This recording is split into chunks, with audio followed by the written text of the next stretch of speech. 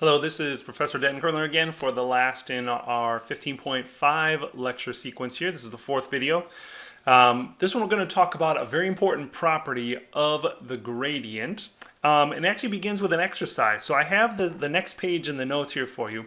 And this is something that I love to do in my face-to-face class and have them do as an exercise. So I'm going to get you started, and then I'm going to ask you to pause the video and then actually try to complete the rest on your own. That's how we do it in class. And I think it's a good exercise for you. So first, we're going to consider we have this function, x squared times y, and we want to consider all the level curves, right? So we have all these level curves where c here is a constant. And so these are two-dimensional level curves. And what I'd like you to do is parameterize those curves. What I mean by that is I want a parameterization of that curve. And so if we let x be equal to t, then I just have to figure out what y is equal to. But over here, if we take this y is equal to c over x squared, well, if x is t, then this is c over t squared. So now I have a parameterization of those, and all of those together would make what we call a contour map. So what I want you to do next is take about 5 minutes, do the best you can, and try to do the rest of this, compute the derivative, r prime. What does that mean in terms of the level curves? Remember, these parameterizations here, those are the level curves. So what would r prime mean? Now compute the gradient and then substitute the parameterized values.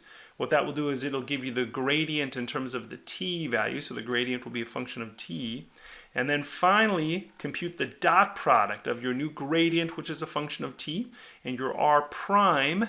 Think about what that means, what the gradient means, and what r prime means, and then what your result is, and then we'll get a key conclusion here at the end. So I'm going to ask you to pause this video and then take a few minutes and work on this. Hey, you pause it, right? No? Okay. Pause it for real this time. Try these on your own. All right, let's take a look here. When you compute the dot product, the gradient vector with your r prime, the gradient vector should have been, let's see here, whoops, can you erase that? The gradient vector should have been 2c over t. I've got it written down here, and then t squared. And then we want to take the dot product with 1 over negative c over t cubed. And if we take that dot product, we get 2c over t minus, wait, there's supposed to be a 2 in there. That's a 2. Yeah, there's supposed to be a 2 up here. Minus 2c over t, and we get 0. So you should know what that means, right? When the dot product is 0, what does that mean when the dot product is 0? That means they are orthogonal. Yeah, the gradient at a particular x naught, y naught is orthogonal to the level curve. Right? Because the r prime is a tangent vector. And so if your gradient is orthogonal to that tangent vector, that means the gradient is orthogonal to the level curve. Let's take a look at a maple file here. Here we have that function. We'll get in here. You can see I'm plotting this point here, x squared y, or this surface, x squared y. If we kind of scroll around here, we can see, let's see, why do I have this orientation here? Where's the positive x? There we go, positive x, positive y. So if we look at the level curves and the gradient, so in this quadrant, or this octant over here, actually the quadrant in the xy plane, the gradient should be pointing up toward that steepest. Here it should be pointing in. And so if we scroll down, we can see that in fact, and if you'll notice here, all of the gradients, the arrows are the gradients, all of the gradients are orthogonal to the level curves. So that is a key result of the gradient, is that all the gradients are orthogonal to the level curves. All right. Let's see here. I think we have one more page of notes, so let's go back into that. Okay, so here's a theorem. This is the theorem that we just did. If f is differentiable and the gradient is not equal to 0, then the gradient is normal to the level curve. So here is our proof. So suppose we have a level curve, and here's a level curve, and we'll give it a direction. We'll just orient the level curve. You can pick an orientation, doesn't really matter in this case.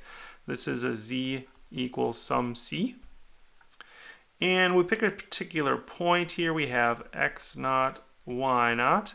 And so we'll have a tangent vector in that direction. And we'll call it cosine theta, sine theta.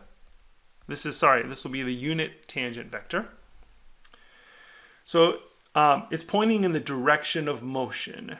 Then, since z equals c along the level curve, the rate of change of z in the direction of u should be 0. Right? The rate of change of z, because z is a level curve, so we're just we're like in 2 dimensions. We're at a particular z, but the rate of change of z in that direction on the level curve will be 0. So in other words, the directional derivative of that particular level curve will be 0. So 0, which is the directional derivative, will be equal to the gradient, the dot product with u. In other words, and since that's equal to 0, in other words, the gradient is orthogonal to u. And I have a note here to do a maple illustration, but I think we basically just did that. We could pop back over there, but you can see here that the gradient is in fact orthogonal to the level curve.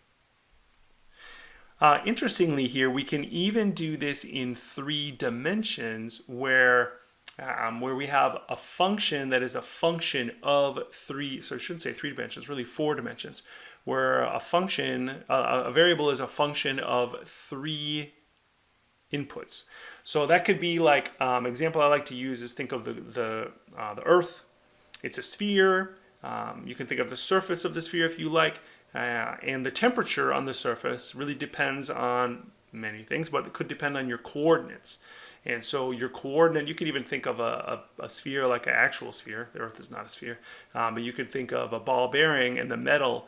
And if you heat that up within the metal, depending on where the heat source is, the temperature will vary. And so the temperature is a function of your x, y, and z. So suppose we have w is a function of 3 variables, x, y, and z, such that the partial derivatives all exist. Then the gradient, denoted by, is the vector, and you can kind of guess what this is going to be.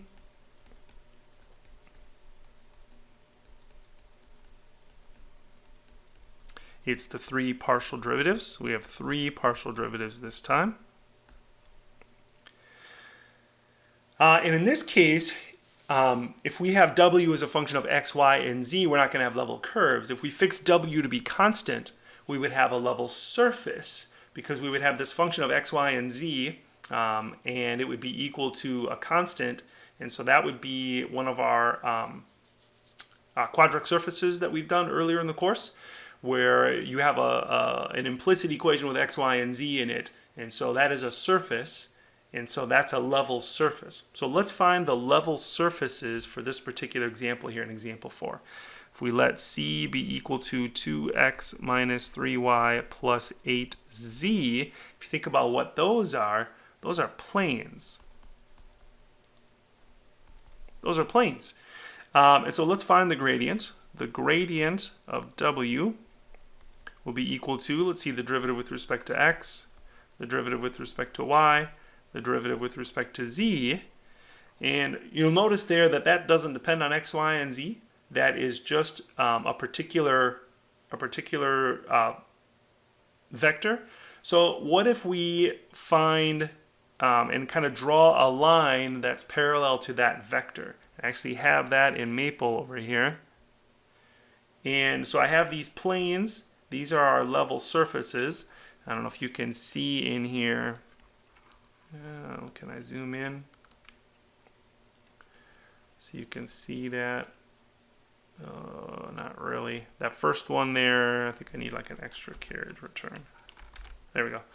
So we have 2x minus y plus 8z equals 0, 2x minus 3y plus 8z equals 6, 2x minus 3y plus 8z equals negative 6. So those are 3 level surfaces. And then if we take that vector and make it into a line, just pick a point, any point. I just had to go through the origin. And you can see that, in fact, it is orthogonal. So in general, the gradient will be orthogonal to the level curve or level surfaces. And in theory, you can have multiple higher dimensions where you have a variable as a function of 4 inputs or 5 inputs. You can't visualize it then, but that's certainly, in theory, the gradient is still going to be orthogonal to all the level, whatever they are, level surfaces.